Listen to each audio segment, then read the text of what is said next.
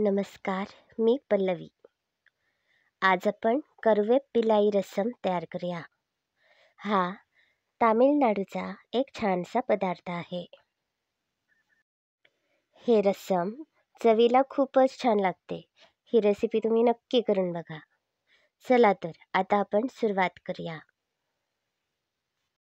एक मोठी वाटी भरून कढीपत्त्याची पाने, एका लहान लिंबा इतकी चिंच घेतली आहे.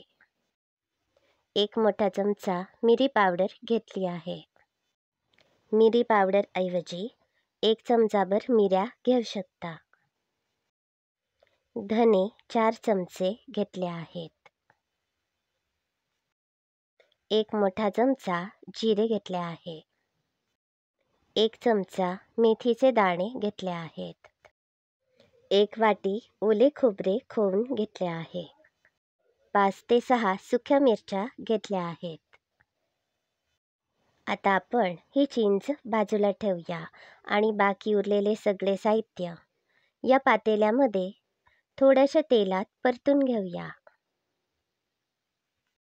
मसाला भाजताना जाड बुडाचे भांडे घ्या, यामुळे मसाला करपणार नाही.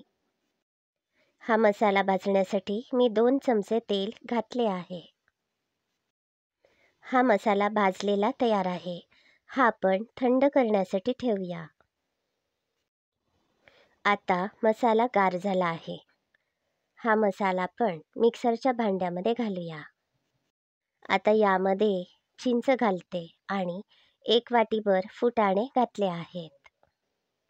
यामध्ये अर्धा ते 1 ग्लास पाणी घालून याचे अगदी बारीक वाटण तयार करूया. हे बघा, मिक्सरमध्ये आता आपले वाटण तयार झाले आहे. मगाशी याच भांड्यात मी मसाला भाजून घेतला होता. आता यामध्ये फोडणी करूया. 2 मोठे चमचे तेल तापल्यावर 1 मोठा चमचा मोहरी आणि थोडीशी कढीपत्त्याची पाने घातली आहेत. अर्धा चमचा हिंग पावडर घातली आहे. आता आपली फोडणी तयार आहे. आता आपण मगाशी तयार केलेले वाटण यामध्ये घालूया. यामध्ये मी 1 ते 1.5 लिटर पाणी घातला आहे. चवीप्रमाणे गूळ घातला आहे. आता चवीप्रमाणे बारीक मीठ घालूया. यामध्ये मी 2.5 चमचे मीठ घातले आहे. पाण्याचे प्रमाण तुमच्या आवडीनुसार कमी अधिक करू शकता. हे रसम आता उकळण्यासाठी गॅसवर ठेवले आहे.